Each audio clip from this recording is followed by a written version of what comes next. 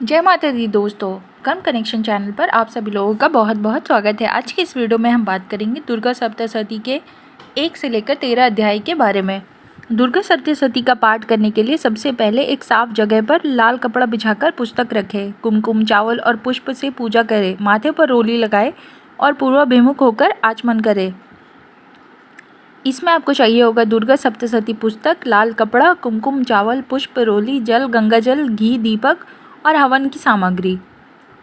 नवरात्रि के पहले दिन से पाठ शुरू करें और 9 दिनों में पूरा करें, या फिर एक ही दिन में सभी 13 अध्याय का पाठ कर सकते हैं। पाठ शुरू करने से पहले संकल्प लें, देवी का ध्यान करें और पंचाक्षर विधि से पुस्तक की पूजा करें। नवार्ण मंत्र, कवच, कीलक और अर्गला स्त्रोत का पाठ करें। उसके बाद दुर्गा सप्तशती के 13 अध्यायों का पाठ करें। पाठ करते समय पवित्र रहे, ब्रह्मचर्य का पालन करें, मांस, शराब, लहसुन और प्याज का सेवन ना करें। पाठ को जल्दी जल्दी ना पढ़ें, शब्दों का उच्चारण स्पष्ट और लय के साथ करें। पाठ पूरा होने के बाद क्षमा प्रार्थना करें और माता रानी को अर्पित करें। आइए अब हम अध्याय को शुरू करते हैं। पहला अध्याय। मेधा ऋषि का राजा सूरत और समाधि की देवी को महिमा बताते हुए मधुकेटा वध का प्रसंग सुनाना। महर्षि मार्कंडेय बोले, सूर्य के पुत्र सावर्णी की उत्पत्ति की कथा विस्तार पूर्वक कहता हूँ, सुनो। सावर्णी महामाया की कृपा से जिस प्रकार मनवंतर के स्वामी हुए उसका भी हाल सुनो। पहले स्वारिचिस नामक राज्य था। वह प्रजा को अपने पुत्र के समान मानते थे, तो भी कोल विध्वंसी राजा उनके शत्रु बन गए। दुष्टों को दंड देने वाले राजा सूरत की उनके साथ लड़ाई हुई। कोल विध्वंसियों की संख्या में कम होने पर भी राजा सूरत युद्ध में उनसे हार गए। तब वो अपने नगर में आ गए।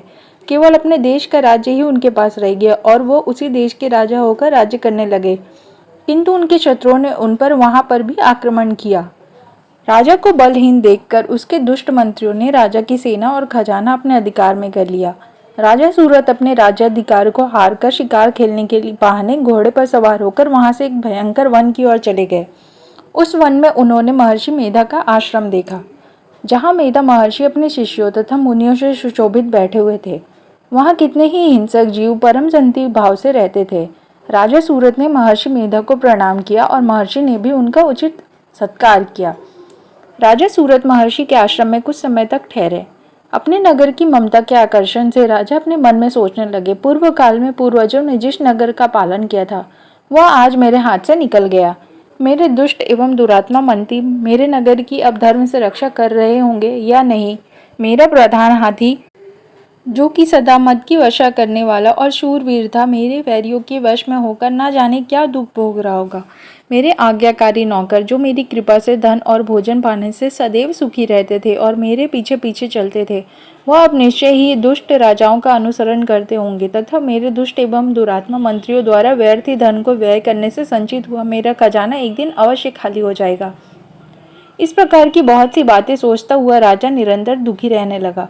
एक दिन राजा सूरत ने महर्षि मेधा के आश्रम के निकट एक वैश्य को देखा। राजा ने उससे पूछा, भाई तुम कौन हो? यहाँ तुम्हारे आने का क्या कारण है? और तुम मुझे शोकग्रस्त अनमने से दिखाई देते हो, इसका क्या कारण है? राजा के यह नम्र वचन सुन वैश्य ने महाराज सूरत को प्रणाम करके कहा। वैश्य बोला, राजन, मेरा नाम समाधि है। मैं धनियों के कुल में उत्पन्न एक वैश्य हूँ। मेरे दुष्ट स्त्री पुत्रादिकों ने लोभ से मेरा सब धन छीन लिया और मुझे घर से निकाल दिया है। मैं इस तरह से दुखी होकर इस वन में चला आया हूँ और यहाँ रहता हुआ मैं इस बात को भी नहीं जानता कि अब घर में इस समय सब कुशल है या नहीं। यहाँ मैं अपने परिवार का आचरण संबंधी कोई समाचार भी नहीं पा सकता कि वह घर में इस समय कुशल पूर्वक है या नहीं। मैं अपने पुत्रों के संबंध में भी यह नहीं जानता कि वह सदाचारी है या दुराचार में फंसे हुए हैं। राजा बोले, जिस धन के लोभी स्त्री पुत्रों ने तुम्हें घर से निकाल दिया, फिर भी तुम्हारा चित्त उनसे क्यों प्रेम करता है?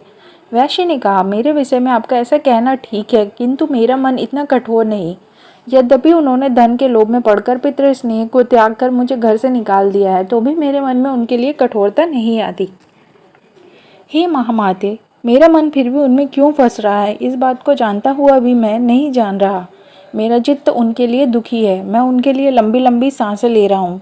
उन लोगों में प्रेम नाम को नहीं है, फिर भी ऐसे निस्नेहियों के लिए मेरा हृदय कठोर नहीं होता। महर्षि मार्कंडेय जी ने कहा, हे ब्राह्मण, इसके पश्चात महाराज सूरत और वह वैश्य दोनों महर्षि मेधा के समीप गए और उनके साथ यथा योग्य न्याय संभाषण करके दोनों ने वार्ता आरंभ की।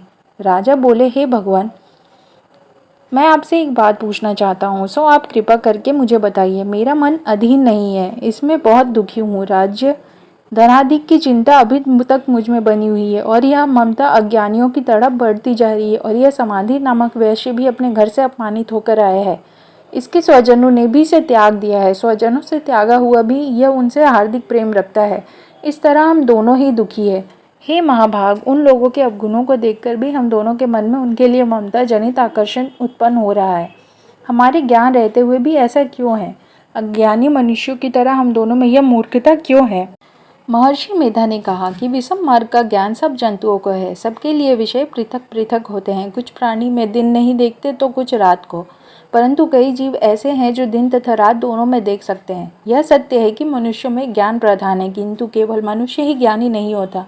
पशु पक्षी आदि भी ज्ञान रखते हैं। जैसे ही यह पशु पक्षी ज्ञानी है, वैसे ही मनुष्य का ज्ञान है, और जो ज्ञान मनुष्यों में है वैसे ही पशु पक्षियों में है, तथा अन्य बातें भी दोनों में एक जैसी पाई जाती हैं। ज्ञान होने पर भी इन पक्षियों की ओर देखो कि अपने भूख से पीड़ित बच्चों की चोंच में कितने प्रेम से अन्न के दाने डालते हैं। हे राजन, ऐसा ही प्रेम मनुष्यों में अपनी संतान के प्रति भी पाया जाता है। लोभ के कारण अपने उपकार का बदला पाने के लिए मनुष्य पुत्रों की इच्छा करते हैं और इस प्रकार मुंह के गड्ढे में गिरा करते हैं। भगवान श्री हरि की जो माया है, उसी से यह संसार मोहित हो रहा है। इसमें आश्चर्य की कोई बात नहीं है, क्योंकि वह भगवान विष्णु की योग निद्रा है। यह माया ही तो है जिसके कारण संसार मोह में जकड़ा हुआ है।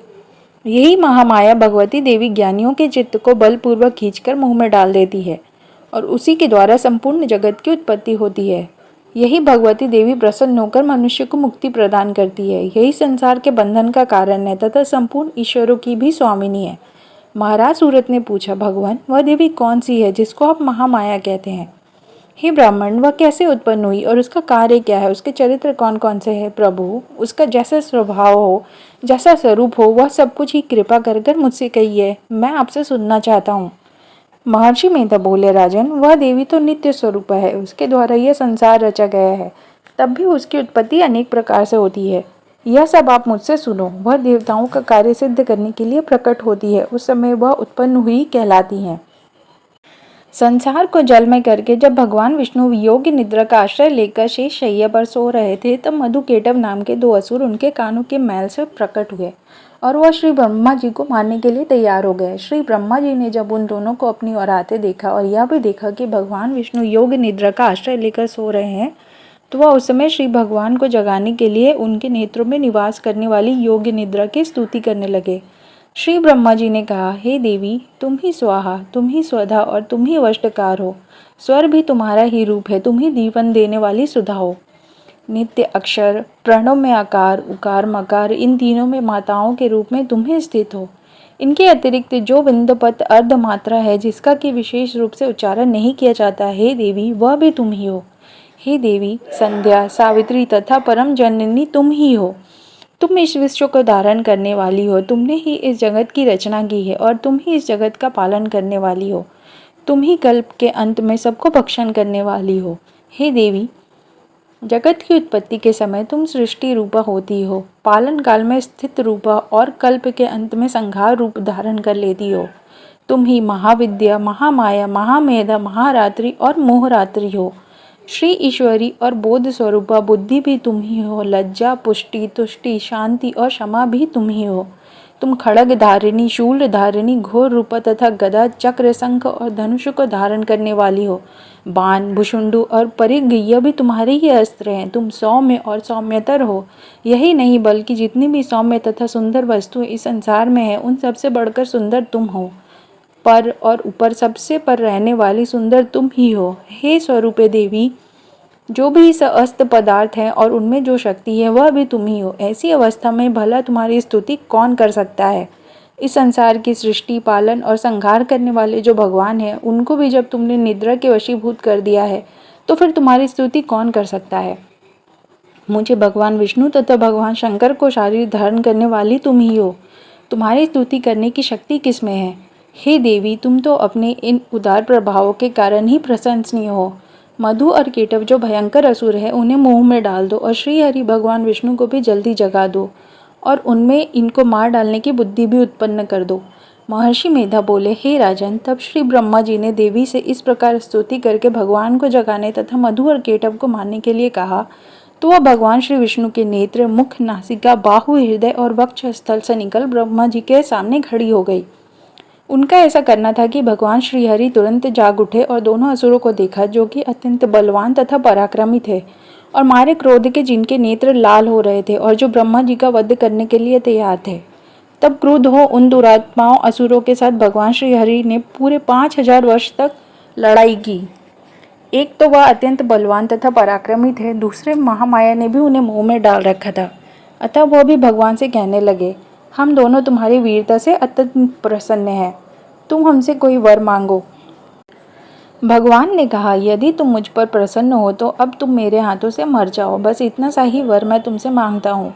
यहाँ दूसरे वर से क्या प्रयोजन है? महर्षि मेधा बोले, इस तरह से जब वह धोखे में आ गए और अपने चारों ओर जल ही जल देखा तो भगवान श्रीहरि से कहने लगे, जहाँ पर जल न हो, सूखी जमीन हो, उसी जगह हमारा वध कीजिए। महर्षि मेधा कहते हैं, तथास्तु कहकर भगवान श्रीहरि ने उन दोनों को अपनी जांघ पर लिटाकर उन दोनों के सिर काट डाले। इस तरह से यह देवी श्री ब्रह्मा जी की स्तुति करने से प्रकट हुई। अब मैं उनके प्रभाव का वर्णन करता हूँ, सो सुनो। दूसरा अध्याय, देवताओं के तेज से देवी का प्रादुर्भाव और महिषासुर की सेना का वध। महर्षि मेधा बोले, प्राचीन काल में देवताओं और असुरों में पूरे 100 वर्षों तक घोर युद्ध हुआ था और देवराज इंद्र देवताओं के नायक थे। इस युद्ध में देवताओं की सेना परास्त हो गई थी और इस प्रकार संपूर्ण देवताओं को जीत महिषासुर इंद्र बन बैठा था। युद्ध के पश्चात हारे हुए देवता प्रजापति श्री ब्रह्मा को साथ लेकर उस स्थान पर पहुंचे जहां पर कि भगवान शंकर विराजमान थे। देवताओं ने अपनी हार का सारा वृतांत भगवान श्री विष्णु और शंकर जी से कह सुनाया। वह कहने लगे, हे प्रभु, महिषासुर सूर्य, चंद्रमा, इंद्र, अग्नि, वायु, यम, वरुण तथा अन्य देवताओं के सब अधिकार छीनकर सबका अधिष्ठाता स्वयं बन बैठा है। उसने समस्त देवताओं को स्वर्ग से निकाल दिया है। वो मनुष्यों की तरह पृथ्वी पर विचर रहे हैं। दैत्यों की सारी करतूत हमने आपको सुना दी है और आपकी शरण में इसलिए आए हैं कि आप उनके वध का कोई उपाय सोचें। देवताओं की बातें सुनकर भगवान श्री विष्णु और शंकर जी को दैत्यों पर बड़ा गुस्सा आया। उनकी भौहें तन गई और आंखें लाल हो गई। गुस्से में भरे हुए भगवान विष्णु के मुख से बड़ा भारी तेज निकला और उसी प्रकार का तेज भगवान शंकर, ब्रह्मा और इंद्र आदि दूसरे देवताओं के मुख से प्रकट हुआ। फिर वह सारा तेज एक में मिल गया और तेज का पुंज हुआ ऐसा दिखता था जैसे कि जलमान पर्वत हो। देवताओं ने देखा कि उस पर्वत की ज्वाला चारों ओर फैली हुई थी और देवताओं के शरीर से प्रकट हुए तेज की किसी अन्य तेज से तुलना नहीं हो सकती थी। एक स्थान पर इकट्ठा होने पर वह तेज एक देवी के रूप में परिवर्तित हो गया और अपने प्रकाश से तीनों लोकों में व्याप्त जान पड़ा। वह भगवान शंकर का तेज था। उससे देवी का मुख प्रकट हुआ। यमराज के तेज से उसके सिर के बाल बने। भगवान श्री विष्णु के तेज से उसकी भुजाएं बनी। चंद्रमा के तेज से दोनों स्तन और इंद्र के तेज से जंघा तथा पिंडली बनी और पृथ्वी के तेज से नितंब भाग बना। ब्रह्मा के तेज से दोनों चरण और सूर्य के तेज से उनकी उंगलियां पैदा हुई। वसुओं के तेज से हाथों की उंगलियां एवं कुबेर के तेज से नासिका बनी। प्रजापति के तेज से उसके दांत और अग्नि के तेज से उसके नेत्र बने।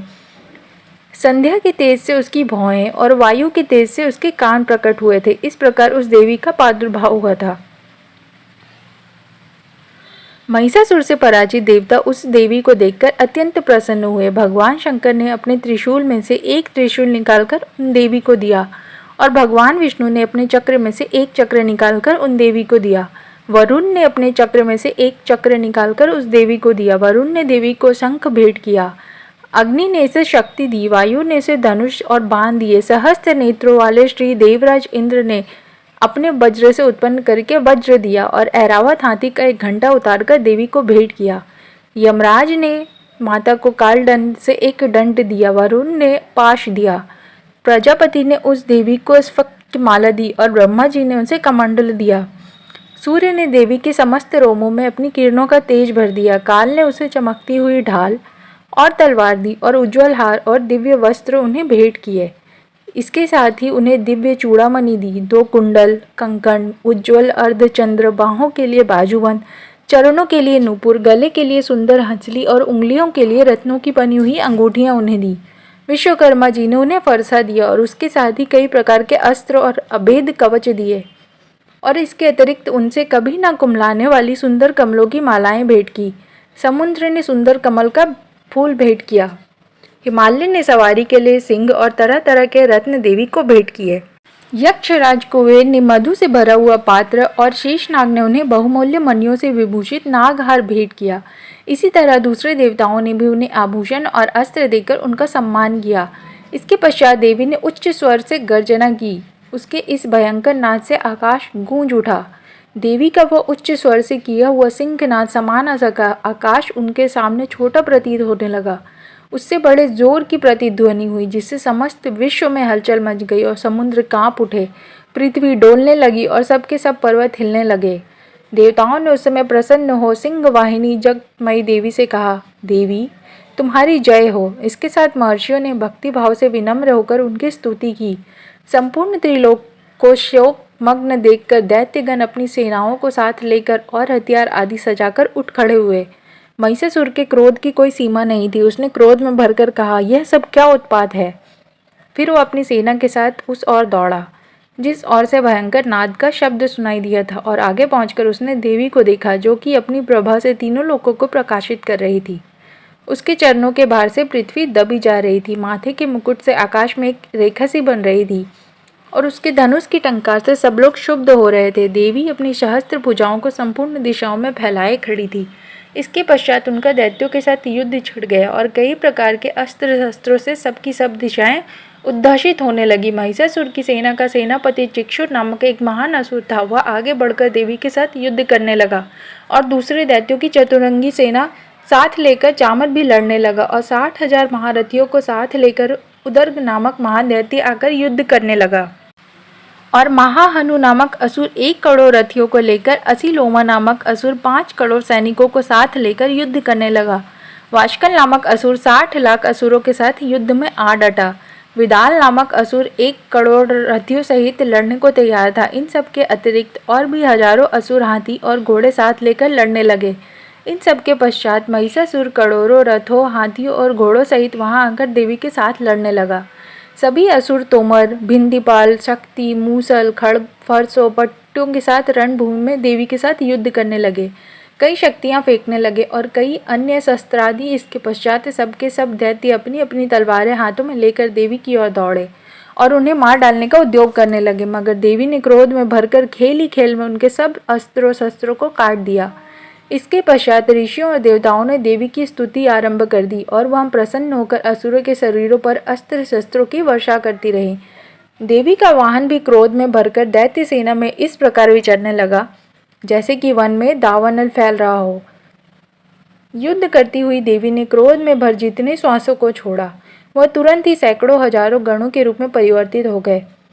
फरसे, भिंडीपाल, खड़ग तथा पट्टिश इत्यादि अस्त्रों के साथ दैत्यों से युद्ध करने लगे। देवी की शक्ति से बढ़े हुए वह गण दैत्यों का नाश करते हुए ढोल, शंख व मृदंग आदि बजा रहे थे। तदंतर देवी ने त्रिशूल, गदा, शक्ति, खड़ग इत्यादि से सहस्त्र असुरों को मार डाला। कितनों को घंटे की भयंकर आवाज से ही यमलोक पहुंचा दिया। कितने ही असुरों को उन्होंने पास में बांधकर पृथ्वी पर घसीटा। कितनों को अपनी तलवार से टुकड़े टुकड़े कर दिए और कितनों की गदा की चोट से धरती पर सुला दिया। कई दैत्य मूसल की मार से घायल होकर रक्त वमन करने लगे, और कई सूल से छाती फट जाने के कारण पृथ्वी पर लेट गए, और कितनों की बांध से कमर टूट गई। देवताओं को पीड़ा देने वाले दैत्य कट कट कर मरने लगे। कितनी की बाहें अलग हो गई, कितनों की ग्रीवाएं कट गई, कितनों के सिर कट गए और जाकर भूमि पर लुढ़क गए। कितनों के शरीर बीच में से कट गए और कितनों की जंघाएं कट गई और वह पृथ्वी पर गिर पड़े। कितने ही सिरों व पैरों के कटने पर भी भूमि पर से उठ खड़े हुए और शस्त्र हाथ में लेकर देवी से लड़ने लगे। और कई दैत्यगण भूमि में बाजों की ध्वनि के साथ नाच रहे थे। कई असुर जिनके सिर कट चुके थे बिना सिर के धड़ से ही हाथ में शस्त्र लिए हुए लड़ रहे थे। दैत्य रह रहकर ठहरो ठहरो करते हुए देवी के युद्ध के लिए ललकार रहे थे। जहाँ पर यह घोर संग्राम हुआ था वहाँ की भूमि रथ, हाथी, घोड़े और असुरों की लाशों से भर गई थी, और असुर सेना के बीच में रक्तपात होने के कारण रुधिर की नदियां बह रही थी। और इस तरह देवी ने असुरों की विशाल सेना को क्षण भर में इस तरह से नष्ट कर डाला, जैसे तृण काष्ठ के बड़े समूह को अग्नि नष्ट कर डालती है। और देवी का सिंह भी गर्दन के बालों को हिलाता हुआ और बड़ा शब्द करता हुआ असुरों के शरीरों से उनके प्राणों को मानो ढूंढ रहा था। और वहां देवी के गणों ने जब दैत्यों के साथ युद्ध किया तो देवताओं ने प्रसन्न होकर आकाश से उन पर पुष्प वर्षा की। तीसरा अध्याय, सेनापतियों सहित महिषासुर का वध। महर्षि मेधा ने कहा, महिषासुर की सेना नष्ट होती देखकर उस सेना का सेनापति चिक्षुर क्रोध में भर देवी के साथ युद्ध करने के लिए आगे बढ़ा। वह देवी पर इस प्रकार बाणों की वर्षा करने लगा मानो सुमेरु पर्वत पानी की धार बरसा रहा हो। इस प्रकार देवी ने अपने बाणों से उसके बाणों को काट डाला तथा उसके घोड़ों व सारथी को मार दिया। साथ ही उसके धनुष और उसकी अत्यंत ऊंची ध्वजा को भी काटकर नीचे गिरा दिया। उसका धनुष कट जाने के पश्चात उसके शरीर के अंगों को भी अपने बाणों से बांध दिया। धनुष, घोड़ों और सारथी के नष्ट हो जाने पर वह असुर ढाल और तलवार लेकर देवी की तरफ आया। उसने अपनी तीक्ष्ण धार वाली तलवार से देवी के सिंह के मस्तक पर प्रहार किया और बड़े वेग से देवी की बाईं भुजा पर वार किया, किंतु देवी की बाईं भुजा को छूते ही उस दैत्य की तलवार टूटकर दो टुकड़े हो गई। इसमें दैत्य ने क्रोध में भरकर शूल हाथ में लिया और उसे भद्रकाली देवी की ओर फेंका। देवी की ओर जाता हुआ वह शूल आकाश से गिरते हुए सूर्य के समान प्रज्वलित हो उठा। उस शूल को अपनी ओर आते हुए देखकर देवी ने भी शूल छोड़ा और महाअसुर के शूल के 100 टुकड़े कर दिए और साथ ही महाअसुर के प्राण भी हर लिए। चिक्षुर के मरने पर देवताओं को दुख देने वाला चामर नामक दैत्य हाथी पर सवार होकर देवी से लड़ने के लिए आया और उसने आने के साथ ही शक्ति से प्रहार किया, किंतु देवी ने अपनी हुंकार से ही उसे तोड़कर पृथ्वी पर डाल दिया। शक्ति को टूटा हुआ देखकर दैत्य ने क्रोध से लाल होकर शूल को चलाया, किंतु देवी ने उसको भी काट दिया। इतने में देवी का सिंह उछलकर हाथी के मस्तक पर सवार हो गया और दैत्य के साथ बहुत ही तीव्र युद्ध करने लगा। फिर वह दोनों लड़ते हुए हाथी पर से गिरे, पृथ्वी पर जाकर गिरे। दोनों बड़े क्रोध में लड़ने लगे। फिर सिंह बड़े जोर से आकाश की ओर उछला और जब पृथ्वी की ओर आया तो अपने पंजे से चामर का सिर धड़ से अलग कर दिया। क्रोध से भरी हुई देवी ने शिला और वृक्ष आदि की चोटों से उदर को भी मार दिया, कराल को दांतों, मुक्कों और थप्पड़ों से चूर्ण कर डाला। क्रुद्ध हुई देवी ने गदा के प्रहार से उद्यत दैत्य को मार गिराया। भिंडीपाल से वाष्पकाल को, बाणों से ताम्र तथा अंधक को मौत के घाट उतार दिया। तीनों नेत्रों वाली परमेश्वरी ने त्रिशूल से उग्रासय, उग्रवीर्य और महाहनु नामक राक्षसों को मार गिराया। उसने अपनी तलवार से विडाल नामक दैत्य का सिर काट डाला तथा बाणों से दुर्भर और दुर्मुख राक्षसों को यमलोक को पहुंचा दिया। इस प्रकार जब महिषासुर ने देखा कि देवी ने मेरी सेना को नष्ट कर दिया तो वह भैंसे का रूप धारण कर देवी के गणों को दुख देने लगा। उन गणों में कितनों को उसने मुख के प्रहार से, कितनों को खुरों से, कितनों को पूंछ से, कितनों को सिंगों से, बहुतों को दौड़ने के वेग से, अनेकों को सिंहनाद से, कितनों को चक्कर देकर और कितनों को श्वास वायु के झोंकों से पृथ्वी पर गिरा दिया। वह दैत्य इस प्रकार गणों की सेना को गिरा देवी के सिंह को मारने के लिए दौड़ा। इस पर देवी को बड़ा गुस्सा आया। उधर दैत्य भी क्रोध में भरकर धरती को खुरों से खोदने लगा तथा सिंगों से पर्वतों को उखाड़ उखाड़ कर धरती पर फेंकने लगा और मुख से शब्द करने लगा। महिषासुर के वेग से चक्कर देने के कारण पृथ्वी क्षुब्ध होकर फटने लगी। उसकी पूंछ से टकराकर समुद्र चारों ओर फैलने लगा। हिलते हुए सिंगों के आघात से मेघ खंड खंड हो गए और श्वास से आकाश में उड़ते हुए पर्वत फटने लगे। इस तरह क्रोध में भरे हुए राक्षस को देख चांडिका भी क्रोध में आ गई और उसे मारने के लिए क्रोध से भर गई। देवी ने पाश फेंककर दैत्य को बांध लिया और उससे बंध जाने पर दैत्य का रूप त्याग दिया और सिंह का रूप बना लिया। और ज्यों ही देवी उसका सिर काटने के लिए तैयार हुई उसने पुरुष का रूप बना लिया जो कि हाथ में तलवार लिए हुए था।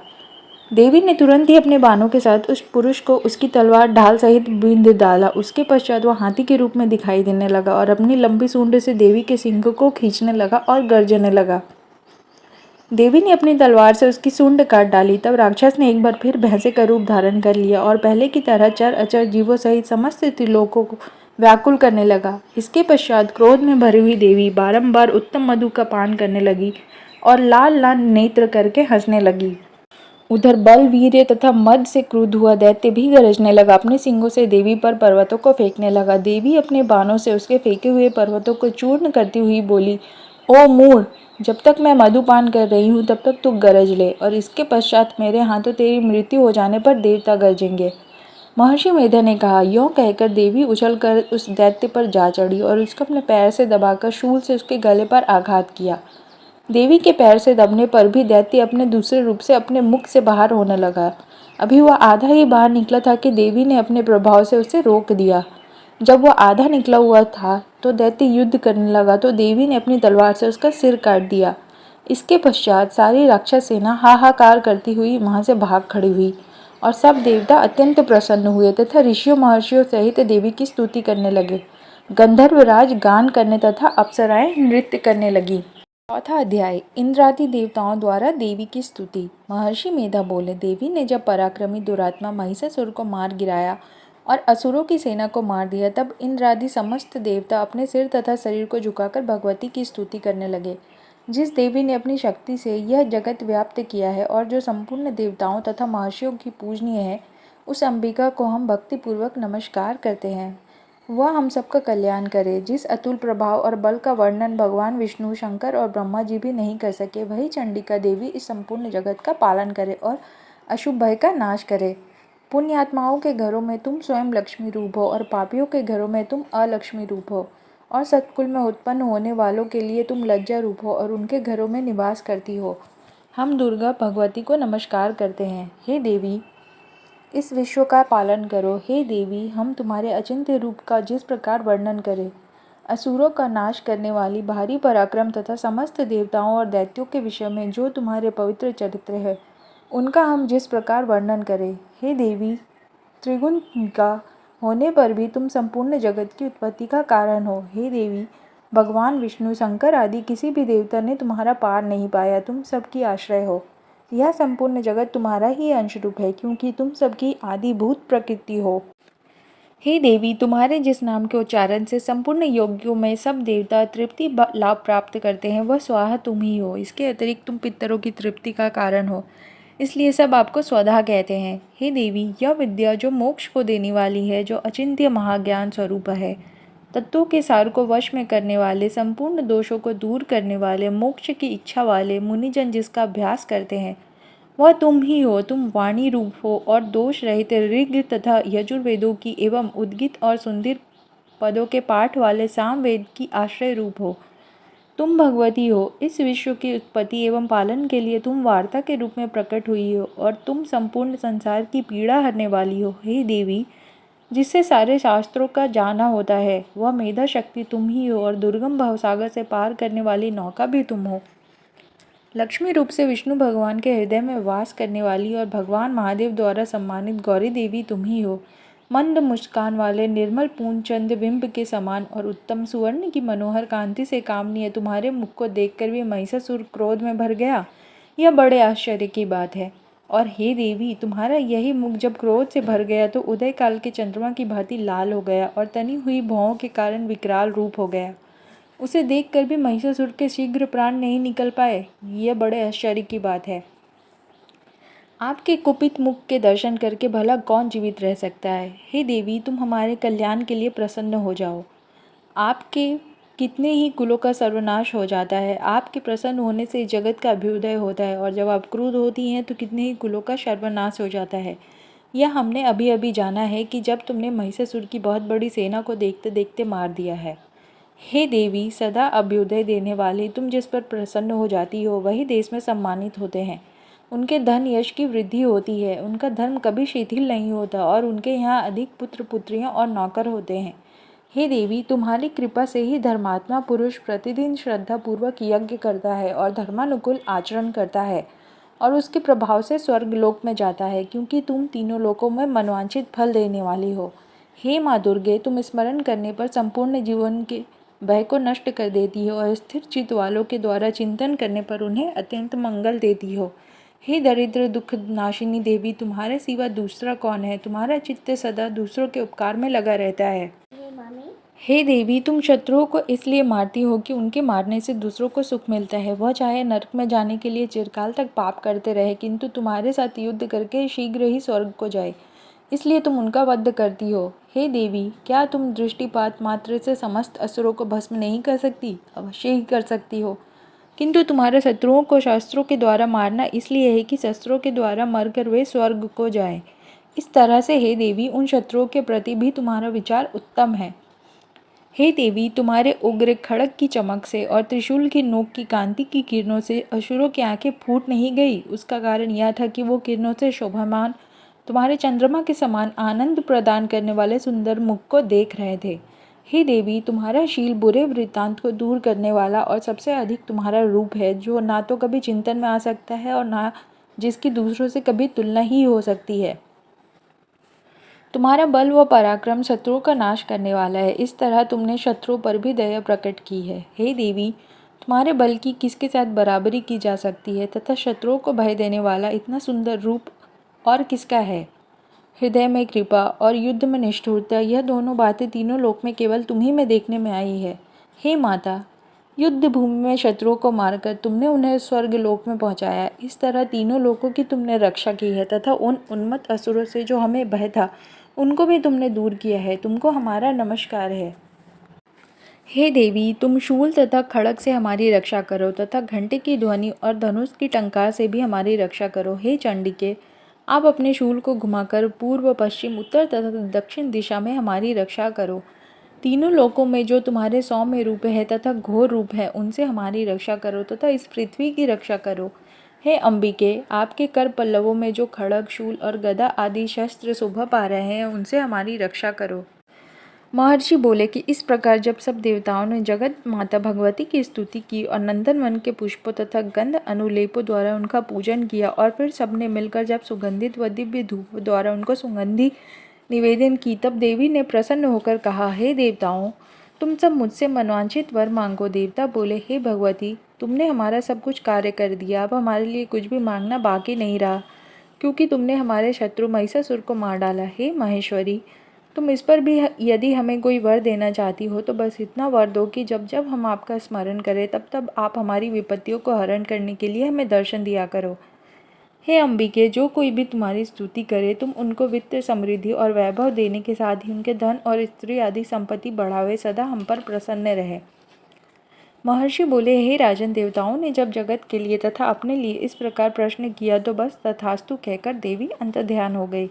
हे भूप, जिस प्रकार तीनों लोगों का हित चाहने वाली यह भगवती देवताओं के शरीर से उत्पन्न हुई थी, वह सारा वृतांत मैंने आपसे कह दिया, और इसके पश्चात दुष्ट असुरों तथा शुंभ निशुंभ का वध करने और सब लोगों की रक्षा करने के लिए जिस प्रकार गौरी देवी के शरीर से उत्पन्न हुई थी, वह सारा वृतांत मैं यथावत वर्णन करता हूँ। 5वां अध्याय। देवताओं द्वारा देवी की स्तुति। चंडमुंड के मुख से अंबिका के रूप की प्रशंसा सुनकर शुंभ का उनके पास दूध भेजना और दूध का निराश लौटना। महर्षि मेधा ने कहा, पूर्व काल में शुंभ निशुंभ नामक असुरों ने अपने बल के मद से इंद्र का त्रिलोकी का राज्य और यज्ञों के भाग छीन लिए, और वह दोनों इसी प्रकार सूर्य, चंद्रमा, धर्मराज और वरुण के अधिकार भी छीनकर स्वयं ही उनका उपयोग करने लगे। वायु और अग्नि का कार्य भी वही करने लगे, और इसके पश्चात उन्होंने जिन देवताओं का राज्य छीना था उनको अपने अपने स्थान से निकाल दिया। इस तरीके से अधिकार छीने हुए दैत्यों तथा दैत्यों द्वारा निकाले हुए देवता अपराजिता देवी का स्मरण करने लगे कि देवी ने हमको वर दिया था कि मैं तुम्हारी संपूर्ण विपत्तियों को नष्ट करके रक्षा करूंगी। ऐसा विचार कर सब देवता हिमालय पर गए और भगवती विष्णु माया की स्तुति करने लगे। देवताओं ने कहा, देवी को नमस्कार है, शिव को नमस्कार है, प्रकृति और भद्रा को नमस्कार है। हम लोग रौद्र, नित्य और गौरी को नमस्कार करते हैं। ज्योत्सनामयी, चंद्र रूपिणी व सुख रूपा देवी को निरंतर नमस्कार है। शरणागतों का कल्याण करने वाली वृद्धि और सिद्धि रूपा देवी को हम बार बार नमस्कार करते हैं। और नेत्रवती, राजाओं की लक्ष्मी तथा सवार्णी को नमस्कार है। दुर्गा को, दुर्ग स्थलों को पार करने वाली दुर्गपारा को, सारा सर्वकारिणी ख्याति कृष्ण और घूम्र देवी को सदैव नमस्कार है। अत्यंत सौम्य तथा अत्यंत रौद्र रूपा को हम नमस्कार करते हैं, उन्हें हमारा बारंबार प्रणाम है। जगत की आधारभूत कीर्ति देवी को बार बार नमस्कार करते हैं। जिस देवी को प्राणी मात्र विष्णु माया कहते हैं, उसको नमस्कार है, उसको नमस्कार है, उसको नमस्कार है। जो देवी संपूर्ण प्राणियों में चेतना कहलाती है, उसको नमस्कार है, उसको नमस्कार है, उसको नमस्कार है। जो देवी संपूर्ण प्राणियों में बुद्धि रूप में स्थित है, उसको नमस्कार है, उसको नमस्कार है, उसको नमस्कार है। जो देवी सब प्राणियों में निद्रा रूप से विराजमान है, उसको नमस्कार है, उसको नमस्कार है, उसको नमस्कार है। जो देवी संपूर्ण प्राणियों में क्षुधा रूप से विराजमान है, उसको नमस्कार है, उसको नमस्कार है, उसको नमस्कार है। जो देवी संपूर्ण प्राणियों में छाया रूप से स्थित है, उसको नमस्कार है, नमस्कार है, उसको नमस्कार है। जो देवी सब प्राणियों में शक्ति रूप में स्थित है उनको नमस्कार है, नमस्कार है, उसको नमस्कार है। जो देवी संपूर्ण प्राणियों में तृष्णा रूप में स्थित है उसको नमस्कार है, उसको नमस्कार है, उसको नमस्कार है। जो देवी सब प्राणियों में शांति रूप में स्थित है उसको नमस्कार है, नमस्कार है, उसको नमस्कार है। जो देवी सब प्राणियों में जाति रूप से स्थित है उसको नमस्कार है, उसको नमस्कार है, उसको नमस्कार है। जो देवी प्राणियों में लज्जा रूप में स्थित है उसको नमस्कार है, उसको नमस्कार है, उसको नमस्कार है। जो देवी संपूर्ण प्राणियों में श्रद्धा रूप से स्थित है उसको नमस्कार है, उसको नमस्कार है, उसको नमस्कार है। जो देवी संपूर्ण प्राणियों में कांति रूप में स्थित है, जो देवी सब प्राणियों में लक्ष्मी रूप में स्थित है उसको नमस्कार है, उसको नमस्कार है, उसको नमस्कार है। जो देवी संपूर्ण प्राणियों में वृद्धि रूप में स्थित है उसको नमस्कार है, उसको नमस्कार है, उसको नमस्कार है।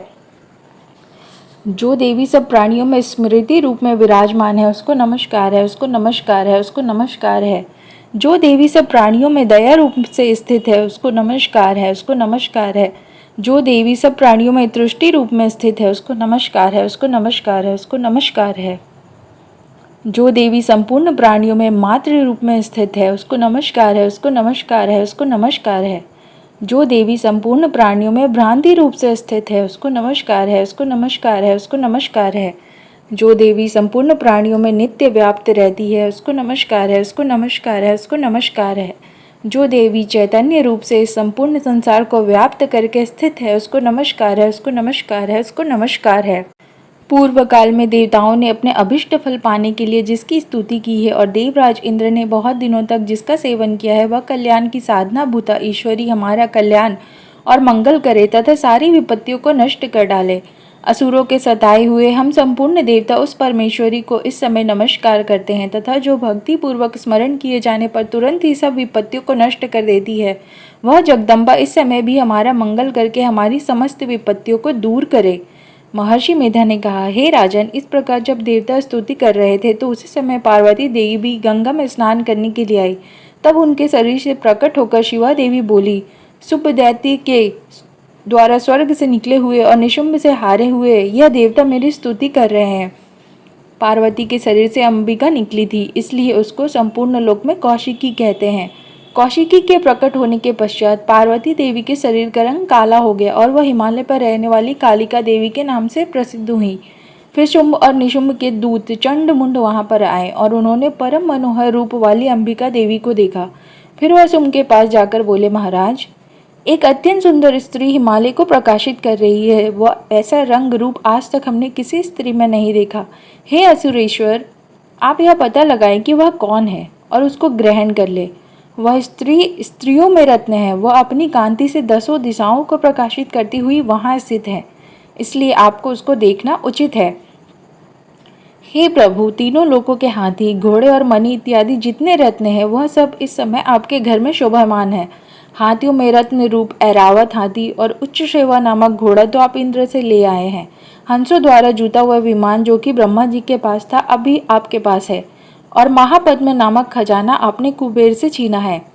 समुद्र ने आपको सदा खिले हुए फूलों की किंज की नामक माला दी है।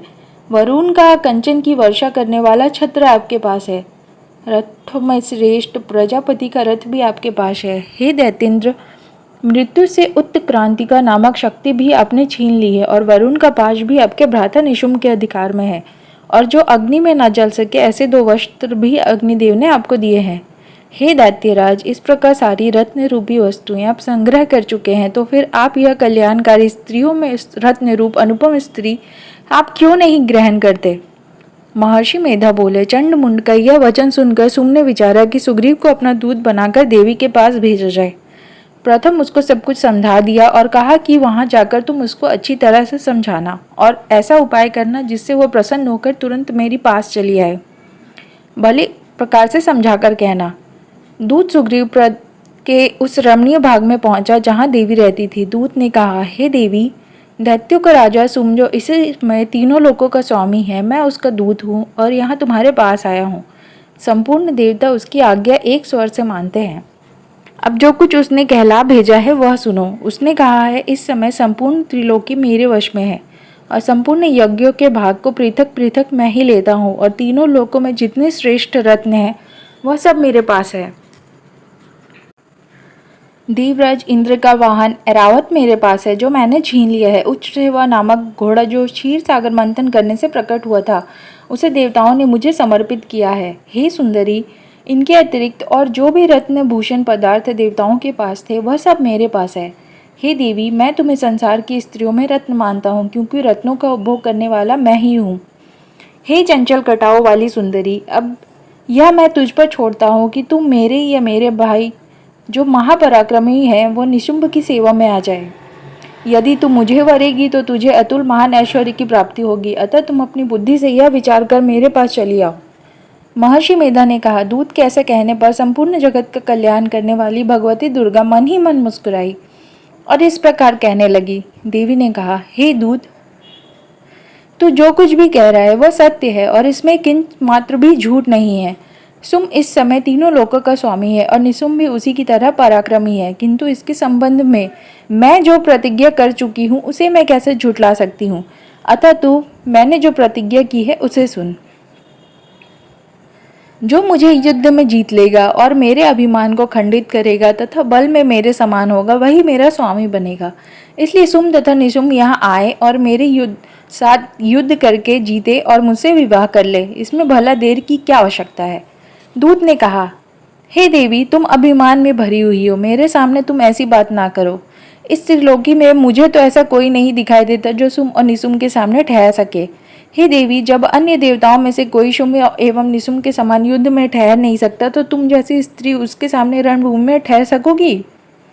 जिन सुम आदि असुरों के सामने इंद्र आदि देवता नहीं ठहर सके, तो फिर तुम अकेली स्त्री उनके सामने कैसे ठहर सकोगी।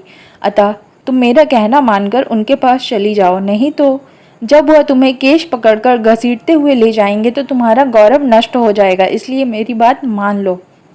देवी ने कहा, जो कुछ तुमने कहा ठीक है। सुम और निसुम बड़े बलवान हैं, लेकिन मैं क्या कर सकती हूँ, क्योंकि मैं बिना विचारे ही प्रतिज्ञा कर चुकी हूँ। इसलिए तुम जाओ और मैंने जो कुछ भी कहा है वह सब आदर पूर्वक असुरेंद्र से कह दो। इसके पश्चात जो वह उचित समझे करे। छठा अध्याय, धूम्रलोचन वध। महर्षि मेधा ने कहा। देवी की बात सुनकर दूत क्रोध में भरा हुआ वहां से असुरेंद्र के पास पहुंचा और सारा वृतांत उसे कह सुनाया। दूत की बात सुन असुरेंद्र के क्रोध का पारावार ना रहा और उसने अपने सेनापति धूम्रलोचन से कहा, धूम्रलोचन, तुम अपनी सेना सहित शीघ्र वहां जाओ और उस दुष्ट के केशों को पकड़कर उसे घसीटते हुए यहाँ ले आओ। यदि उसकी रक्षा के लिए कोई दूसरा खड़ा हो, चाहे वह देवता हो, यक्ष अथवा गंधर्व भी क्यों ना हो, उसको तुम अवश्य मार डालना। महर्षि मेधा ने कहा। सुम के इस प्रकार आज्ञा देने पर धूम्रलोचन 60,000 राक्षसों की सेना के साथ वहां पर पहुंचा और देवी को देख ललकार कर कहने लगा, अरे तू अभी शुम और निशुम के पास चल। यदि तू प्रसन्नता पूर्वक मेरे साथ ना चलेगी तो मैं तेरे केशों को पकड़कर घसीटता हुआ तुझे ले चलूंगा। देवी बोली, असुरेंद्र का भेजा हुआ तेरे जैसा बलवान यदि बलपूर्वक मुझे ले जाएगा तो ऐसी दशा में मैं तुम्हारा क्या ही कर सकती हूँ। महर्षि मेधा ने कहा। ऐसा कहने पर धूम्रलोचन उसकी ओर लपका, किंतु देवी ने उसे अपनी हुंकार से ही भस्म कर डाला।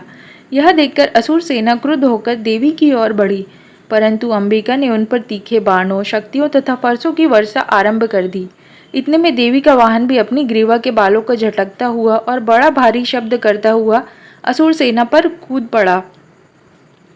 उसने कई असुर अपने पंजों से, कई अपने जबड़ों से और कई को धरती पर पटक कर अपनी दाढ़ों से घायल करके मार डाला। उसने कई असुरों के अपने नख से पेट फाड़ डाले और कई असुरों का तो केवल थप्पड़ मारकर सिर धड़ से अलग कर दिया। कई असुरों की भुजाएं और सिर तोड़ डाले और गर्दन के बालों को हिलाते हुए उसने कई असुरों को पकड़कर उनके पेट फाड़कर उनका रक्त पी डाला। इस प्रकार देवी की उस महाबलवान सिंह ने क्षण भर में असुर सेना को समाप्त कर दिया। सुम ने जब यह सुना कि देवी ने धूम्रलोचन असुर को मार डाला है और उसके सिंह ने सारी सेना का संहार कर डाला, तब उसको बड़ा क्रोध आया। उसके मारे क्रोध के ऊंट फड़कने लगे और उसने चंड तथा मुंड नामक महाअसुरों को आज्ञा दी, हे चंड, हे मुंड, तुम अपने साथ एक बड़ी सेना लेकर वहां जाओ और उस देवी के बाल पकड़कर उसे बांधकर तुरंत यहाँ ले आओ। यदि उसको यहाँ लाने में किसी प्रकार का संदेह हो तो अपनी सेना सहित उससे लड़ते हुए उसको मार डालो और जब वह दुष्टा और उसका सिंह दोनों मारा जाए तब भी उसको बांधकर यहाँ ले आना। 7वां अध्याय, चंड और मुंड का वध। दैत्यराज की आज्ञा पाकर चंड और मुंड चतुरंगिनी सेना को साथ लेकर हथियार उठाए हुए देवी से लड़ने के लिए चल दिए। हिमालय पर्वत पर पहुंचकर उन्होंने मुस्कुराती ही हुई देवी जो सिंह पर बैठी हुई थी देखा। जब असुर उनको पकड़ने के लिए तलवारें लेकर उनकी ओर बढ़े तब अंबिका को उन पर बड़ा क्रोध आया और मारे क्रोध के उनका मुख काला पड़ गया। उनकी भ्रुकुटियां चढ़ गई और उनके ललाट में अत्यंत भयंकर तथा अत्यंत विस्तृत मुख वाली लाल आंखों वाली काली प्रकट हुई, जो कि अपने हाथों में तलवार और पाश लिए हुई थी। यह विचित्र खड़ग धारण किए हुए थी तथा चीते के चर्म की साड़ी एवं नरमुंडों की माला पहन रखी थी। उसका मांस सूखा हुआ था और शरीर केवल हड्डियों का ढांचा था, और जो भयंकर शब्द से दिशाओं को पूर्ण कर रही थी वह असुर सेना पर टूट पड़ी और दैत्यों का भक्षण करने लगी। वह पार्श्व रक्षकों, अंकुशधारी महावतों, हाथियों पर सवार योद्धाओं और घंटा सहित हाथियों को एक हाथ से पकड़ पकड़ कर अपने मुंह में डाल रही थी, और इसी प्रकार वह घोड़ों, रथों, सारथियों एवं रथों में बैठे हुए सैनिकों को मुंह में डालकर भयानक रूप से चबा रही थी। किसी के केश पकड़कर, किसी को पैरों से दबाकर और किसी दैत्य को छाती से मसलकर मार रही थी। वह दैत्य के छोड़े हुए बड़े बड़े अस्त्र शस्त्रों को मुंह में पकड़कर और क्रोध में भरकर उनको दांतों से पीस रही थी। उसने कई बड़े बड़े असुर भक्षण कर डाले, कितनों को रौंद डाला और कितनी उसकी मार के मारे भाग गए। कितनों को उसने तलवार से मार डाला, कितनों को अपने दांतों से समाप्त कर दिया, और इस प्रकार देवी ने क्षण भर में संपूर्ण दैत्य सेना को नष्ट कर दिया। यह देख महापराक्रमी चंड काली देवी की ओर पलका और मुंड ने भी देवी पर अपने भयानक बाणों की वर्षा आरंभ कर दी। तब अपने हजारों चक्र उस पर छोड़े। उस समय वह चमकते हुए बाण एवं चक्र देवी के मुख में प्रविष्ट होकर इस प्रकार दिख रहे थे मानो जैसे बहुत से सूर्य मेघों की घटा से प्रविष्ट हो रहे हों। इसके पश्चात भयंकर शब्द के साथ काली ने अत्यंत जोश में भरकर विकट अट्टहास किया। उसका भयंकर मुख देखा नहीं जाता था, उसके मुख से श्वेत दांतों की पंक्ति चमक रही थी। फिर उसने तलवार हाथ में लेकर शब्द कहकर चंड के ऊपर आक्रमण किया और उसके केश पकड़कर उसका सिर काटकर अलग कर दिया। चंड को मरा हुआ देखकर मुंड देवी की ओर लपका, परंतु देवी ने क्रोध में भरे उसे भी अपनी तलवार से यमलोक पहुंचा दिया। चंड और मुंड को मरा हुआ देखकर उसकी बाकी बची हुई सेना वहां से भाग गई। इसके पश्चात काली चंड और मुंड के कटे हुए सिरों को लेकर चंडिका के पास गई और प्रचंड अट्टहास के साथ कहने लगी, हे देवी, चंड और मुंड दो महादैत्यों को मारकर तुम्हें भेंट कर दिया है। अब सुम और निशुम का तुम स्वयं ही वध करना। महर्षि मेधा ने कहा। वहां लाए हुए चंड और मुंड के सिरों को देखकर कल्याणकारी चंडी ने काली से मधुर वाणी में कहा, हे देवी, तुम चूंकि चंड और मुंड को मेरे पास लेकर आई हो, अतः संसार में चामुंडा के नाम से तुम्हारी ख्याति होगी। 8वां अध्याय रक्त बीज वध। महर्षि मेधा ने कहा, चंड और मुंड नामक असुरों के मारे जाने से और बहुत सी सेना के नष्ट हो जाने से असुरों के राजा प्रतापी शुंभ ने क्रोध युक्त होकर अपनी संपूर्ण सेना को युद्ध के लिए तैयार होने की आज्ञा दी। उसने कहा, अब उदय युद्ध नामक 86 असुर सेनापति अपनी सेनाओं के साथ युद्ध के लिए जाए, और कंबू नामक 84 सेनापति भी युद्ध के लिए जाए, और कोटिवीर्य नामक 50 सेनापति और धौम्रकुल नाम के 100 सेनापति प्रस्थान करे। कालक, दोहर्द, मौर्य और काल के यह दैत्य भी मेरी आज्ञा से सजकर युद्ध के लिए कूच करे। भयानक शासन करने वाले असुरों का स्वामी शुंभ इस प्रकार आज्ञा देकर बहुत बड़ी सेना के साथ युद्ध के लिए चला। उसकी सेना को अपनी ओर आता देखकर चंडिका ने अपनी धनुष की टंकार से पृथ्वी और आकाश के बीच का भाग गुंजा दिया। हे राजन, इसके पश्चात देवी के सिंह ने दहाड़ना आरंभ किया और अंबिका के घंटे के शब्दों ने उस ध्वनि को और भी बढ़ा दिया। धनुष की टंकार, शेर की दहाड़ और घंटे के शब्द से पृथ्वी और आकाश के बीच का भाग गूंज उठा और उसके साथ ही देवी ने अपने मुख को और भी भयानक बना लिया। ऐसे भयंकर शब्द को सुनकर राक्षसी सेना ने देवी तथा सिंह को चारों ओर से घेर लिया। हे राजन, उस समय दैत्यों के नाश के लिए और देवताओं के हित के लिए ब्रह्मा, शिव, कार्तिकेय, विष्णु तथा इंद्र आदि देवी की शक्तियों जो अत्यंत पराक्रम और बल से संपन्न थी, उनके शरीर से निकलकर उसी रूप में चंडिका देवी के पास गई। जिस देवता का जैसा रूप था, जैसे आभूषण थे, जैसा वाहन था, वैसा ही रूप, आभूषण और वाहन लेकर उन देवताओं की शक्तियां दैत्यों से युद्ध करने के लिए आई। हंस युक्त विमान में बैठकर और रुद्राक्ष की माला तथा कमंडलू धारण करके ब्रह्मा जी की शक्ति आई। वृषभ पर सवार होकर, हाथ में त्रिशूल लेकर, महानाग का कंकण पहनकर और चंद्र रेखा से भूषित होकर भगवान शंकर की शक्ति माहेश्वरी आई। और मोर पर आरूढ़ होकर हाथ में शक्ति लिए दैत्यों से युद्ध करने के लिए कार्तिकेय जी की शक्ति उन्हीं का रूप धारण करके आई। भगवान विष्णु की शक्ति गरुड़ पर सवार होकर शंख, चक्र, श्राग, गदा, धनुष तथा खड़ग हाथ में लिए हुए आई। श्री हरि की शक्ति वाराही वाराह का शरीर धारण करके आई और नरसिंह के समान शरीर धारण करके उनकी शक्ति नारसिंगी भी आई। उसकी गर्दन के झटकों से आकाश के तारे टूट पड़ते थे और इसी प्रकार देवराज इंद्र की शक्ति ऐन्द्री भी ऐरावत के ऊपर सवार होकर आई। पश्चात इन देव शक्तियों से घिरे हुए भगवान शंकर ने चंडिका से कहा, मेरी प्रसन्नता के लिए तुम शीघ्र ही असुरों को मारो। इसके पश्चात देवी के शरीर में से अत्यंत उग्र रूप वाली और सैकड़ों गिदड़ियों के समान आवाज करने वाली चंडिका शक्ति प्रकट हुई। उस अपराजिता देवी ने धूमिल जटा वाले भगवान श्री शंकर जी से कहा, हे प्रभु, आप मेरी ओर से दूत बनकर शुंभ और निशुंभ के पास जाइए और उन अत्यंत गर्वीले दैत्यों से कहिए तथा उनके अतिरिक्त और जो भी दैत्य वहां युद्ध के लिए उपस्थित हो उनसे भी कहिए, जो तुम्हें अपने जीवित रहने की इच्छा हो तो त्रिलोकी का राज्य इंद्र को दे दो। देवताओं को उनका यज्ञ भाग मिलना आरंभ हो जाए और तुम पाताल को लौट जाओ। किंतु यदि बल के गर्व से तुम्हारी लड़ने की इच्छा हो तो फिर आ जाओ। तुम्हारे मांस से मेरी योगिनियां तृप्त हो जाएंगी। चूंकि उस देवी ने भगवान शंकर को दूत के कार्य में नियुक्त किया था, इसलिए वह संसार में शिवदूती के नाम से विख्यात हुई। भगवान शंकर से देवी का संदेश पाकर उन दैत्यों के क्रोध का कोई आर पार ना रहा और वह जिस स्थान पर देवी विराजमान थी वहां पहुंचे और जाने के साथ ही उस पर बाणों और शक्तियों की वर्षा करने लगे।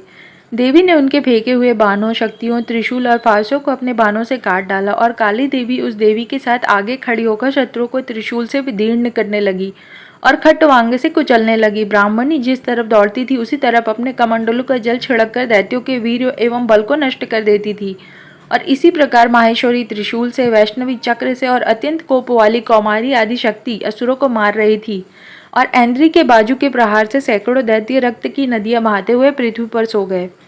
वाराही ने कितने ही राक्षसों को अपनी थूथन द्वारा मृत्यु के घाट उतार दिया। दाढ़ों के अग्रभाग से कितने ही राक्षसों की छाती को चीर डाला और चक्र की चोट से कितनों को ही विदीर्ण करके धरती पर डाल दिया। बड़े बड़े राक्षसों को नारसिंगी अपने नखों से विदीर्ण करके भक्षण कर रही थी और सिंहनाद से चारों दिशाओं को गुंजाती हुई रणभूमि में विचर रही थी। शिवदूती के प्रचंड अट्टहास से कितने ही दैत्य भयभीत होकर पृथ्वी पर गिर पड़े और उनके गिरते ही वह उनको भक्षण कर गई। इस तरह क्रोध में भरे हुए मातृगणों द्वारा नाना प्रकार के उपायों से बड़े बड़े असुरों को मरते हुए देखकर राक्षसी सेना भाग खड़ी हुई और उनको इस प्रकार भागता देखकर रक्तबीज नामक महापराक्रमी राक्षस क्रोध में भरकर युद्ध के लिए आगे बढ़ा। उसके शरीर से रक्त की बूंदें पृथ्वी पर जैसे ही गिरती थी, तुरंत वैसा ही शरीर वाला तथा वैसा ही बलवान दैत्य पृथ्वी से उत्पन्न हो जाता था। रक्त बीज गदा हाथ में लेकर ऐन्द्री के साथ युद्ध करने लगा। जब ऐन्द्री शक्ति ने अपने वज्र से उसको मारा तो घायल होने के कारण उसके शरीर से बहुत सा रक्त बहने लगा और उसकी प्रत्येक बूंद से उसके समान ही बलवान तथा महापराक्रमी अनेक दैत्यों भयंकर रूप से प्रकट हो गए। वह सबके सब दैत्य बीज के समान ही बलवान, वह भी भयंकर अस्त्र शस्त्र लेकर देवियों के साथ लड़ने लगे। जब ऐन्द्री के वज्र प्रहार से उसके मस्तक पर चोट लगी और रक्त बहने लगा तो उसमें से हजारों ही पुरुष उत्पन्न हो गए। वैष्णवी ने चक्र से और ऐन्द्री ने गदा से रक्त बीज को चोट पहुंचाई और वैष्णवी के चक्र से घायल होने पर उसके शरीर से जो रक्त बहा उससे हजारों महाअसुर उत्पन्न हुए, जिनके द्वारा यह जगत व्याप्त हो गया। कौमारी ने शक्ति से, वाराही ने खड़ग से और माहेश्वरी ने त्रिशूल से उसको घायल किया। इस प्रकार क्रोध में भरकर उस महादैत्य ने सब मातृ शक्तियों पर पृथक पृथक गदा से प्रहार किया और माताओं ने शक्ति तथा शूल इत्यादि से उसको बार बार घायल किया। उससे सैकड़ों महादैत्य उत्पन्न हुए और इस प्रकार उस रक्त बीज के रुधिर से उत्पन्न हुए असुरों से संपूर्ण जगत व्याप्त हो गया, जिससे देवताओं को भय हुआ। देवताओं का भयभीत देखकर चंडिका ने काली से कहा, हे चामुंडे, अपने मुख को बड़ा करो और मेरे शस्त्रघात से उत्पन्न हुए रक्त बिंदुओं तथा रक्त बिंदुओं से उत्पन्न हुए महाअसुरों को तुम अपने इस मुख से भक्षण करती जाओ। इस प्रकार रक्त बिंदुओं से उत्पन्न होने वाले महादैत्यों को भक्षण करती हुई तुम रणभूमि में विचरो। इस प्रकार रक्त क्षीण होने से यह दैत्य नष्ट हो जाएगा। तुम्हारे भक्षण करने के कारण अन्य दैत्य नहीं होंगे। काली से इस प्रकार कहकर चांडिका देवी ने रक्त बीज पर अपने त्रिशूल से प्रहार किया और काली देवी ने अपने मुख में उसका रक्त ले लिया। तब उसने गदा से चंडिका पर प्रहार किया। प्रहार से चंडिका को तनिक भी कष्ट न हुआ, किंतु रक्त बीज के शरीर से बहुत सा रक्त बहने लगा। लेकिन उसके गिरने के साथ ही काली ने उसको अपने मुख में ले लिया। काली के मुख में उस रक्त से जो असुर उत्पन्न हुए उनको उसने भक्षण कर लिया और रक्त को पीती गई। तदंतर देवी ने रक्त बीज को, जिसका कि खून काली ने पिया था, चंडिका ने उस दैत्य को वज्र, बाण, खड़ग तथा ऋषि इत्यादि से मार डाला। हे राजन, अनेक प्रकार के शस्त्रों से मरा हुआ और खून से वंचित हुआ महादैत्य रक्त बीज पृथ्वी पर गिर पड़ा। हे राजन, उसके गिरने से देवता अत्यंत प्रसन्न हुए और माताएं उन असुरों का रक्त पीने के पश्चात उद्यत होकर नृत्य करने लगी। 9वां अध्याय निशुंभ वध। राजा ने कहा, हे ऋषिराज, आपने रक्त बीज के वध से संबंध रखने वाला वृतांत मुझे सुनाया। अब मैं रक्त बीज के मरने के पश्चात क्रोध में भरे हुए शुंभ व निशुंभ ने जो कर्म किया वह सुनना चाहता हूँ। महर्षि मेधा ने कहा, रक्त बीज के मारे जाने पर शुंभ और निशुंभ को बड़ा क्रोध आया और उसने अपनी बहुत बड़ी सेना का इस प्रकार सर्वनाश होते हुए देखकर निशुंभ देवी पर आक्रमण करने के लिए दौड़ा। उसके साथ बहुत से बड़े बड़े असुर देवी को मारने के वास्ते दौड़े और महापराक्रमी शुंभ अपनी सेना सहित चंडिका को मारने के लिए बढ़ा। फिर शुंभ और निशुंभ का देवी से घोर युद्ध होने लगा और वह दोनों असुर इस प्रकार देवी पर बाण फेंकने लगे जैसे मेघों से वर्षा हो रही हो। उन दोनों के चलाए हुए बाणों को देवी ने अपने बाणों से काट डाला और अपने शस्त्रों की वर्षा से उन दोनों दैत्यों को चोट पहुंचाई। निशुंभ ने तीक्ष्ण तलवार और चमकती हुई ढाल लेकर देवी के सिंग पर आक्रमण किया। अपने वाहन को चोट पहुंची देखकर देवी ने अपने श्रुप नामक बाण से निशुंभ की तलवार व ढाल दोनों को ही काट डाला। तलवार और ढाल कट जाने पर निशुंभ ने देवी पर शक्ति से प्रहार किया। देवी ने अपने चक्र से उसके 2 टुकड़े कर दिए। फिर क्या था, दैत्य मारे क्रोध के जल भुन गया और उसने देवी को मारने के लिए उसकी ओर शूल फेंका, किंतु देवी ने अपने मुक्के से उसको चूर चूर कर डाला। फिर उसने देवी पर गदा से प्रहार किया। देवी ने त्रिशूल से गदा को भस्म कर डाला। इसके पश्चात वह फरसा हाथ में लेकर देवी की ओर लपका। देवी ने अपने तीखे बाणों से उस धरती पर सुला दिया। अपने पराक्रमी भाई निशुंभ के इस प्रकार से मरने पर शुंभ क्रोध में भरकर देवी को मारने के लिए दौड़ा।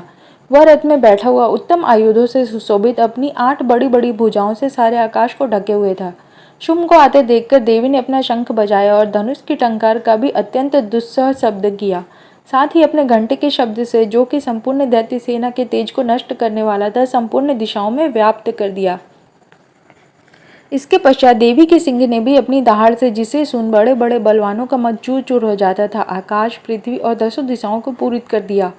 फिर आकाश में उछलकर काली ने अपने दांतों तथा हाथों को पृथ्वी पर पटका। उसके ऐसा करने से ऐसा शब्द हुआ जिससे कि उससे पहले के सारे शब्द शांत हो गए।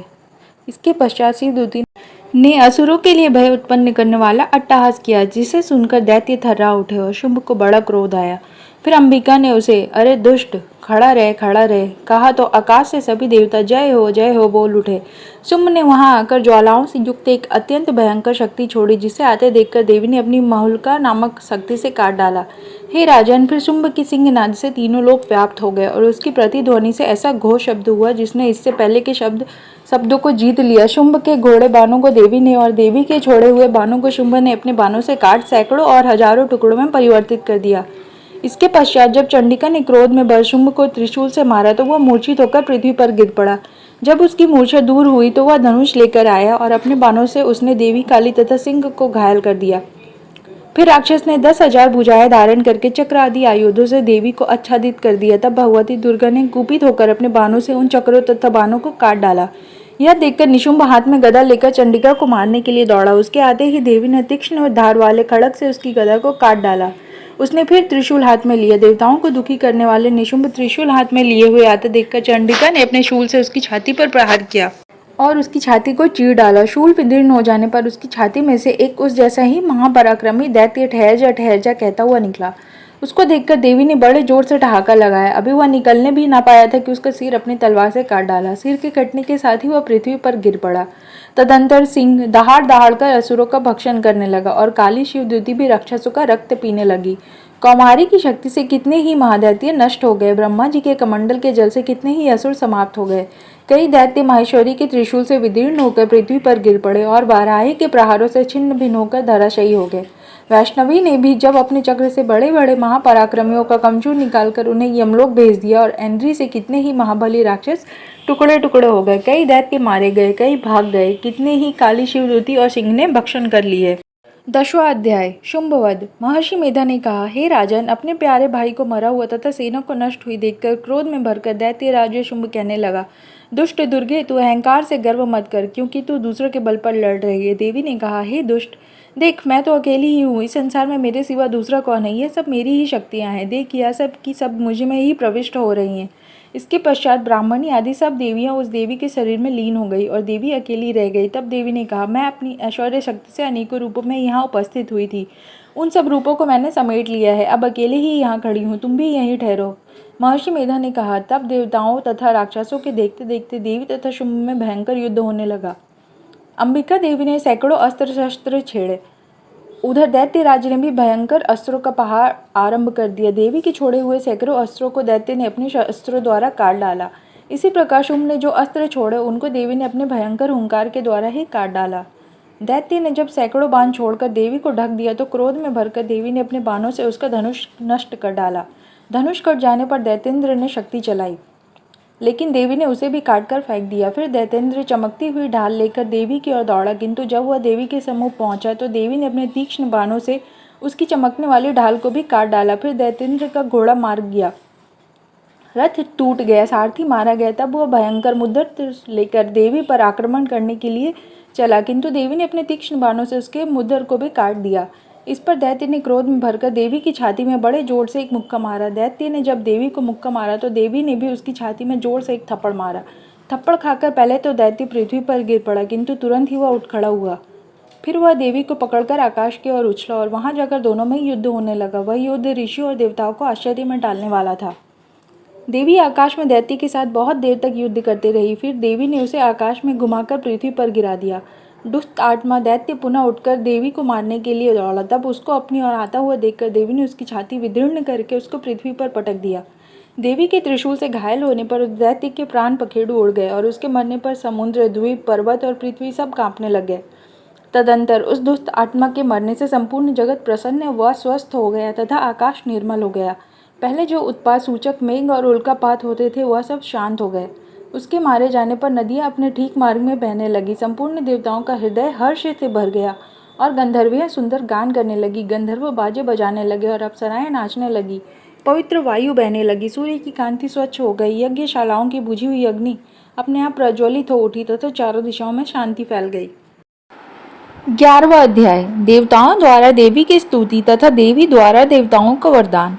महर्षि मेधा कहते हैं, दैत्य के मारे जाने पर इंद्रादि देवता अग्नि को आगे करके कात्यायनी देवी की स्तुति करने लगे। उस समय अभिष्ट की प्राप्ति के कारण उनके मुख खिले हुए थे। देवताओं ने कहा, हे शरणागतों के दुख दूर करने वाली देवी, तुम प्रसन्न हो। हे संपूर्ण जगत की माता, तुम प्रसन्न हो। बिंदेश्वरी, तुम विश्व की रक्षा करो, क्योंकि तुम इस चर और अचर की ईश्वरी हो।